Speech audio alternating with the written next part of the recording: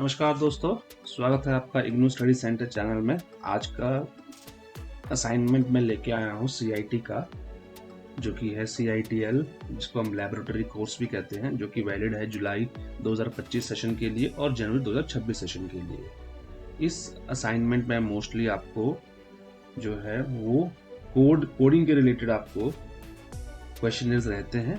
जैसा कि आप देख पा रहे हैं, ये कोर्स जो है CITL-001 है, जिसको हम लैबोरेटरी कोर्स भी कहते हैं।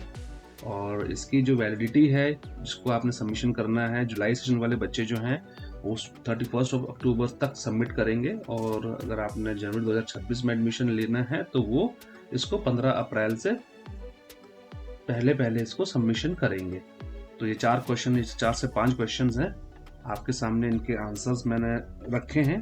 कोडिंग जैसे write the C program for using functions to multiply two matrices, तो इसका सारा का सारा मैंने कोड यहाँ लिखा हुआ है और इसका जो आउटपुट है वो भी मैंने आपको दिया हुआ है। ऐसे ही सारे क्वेश्चन सॉल्व किए गए हैं, तो आप इसको देखिए।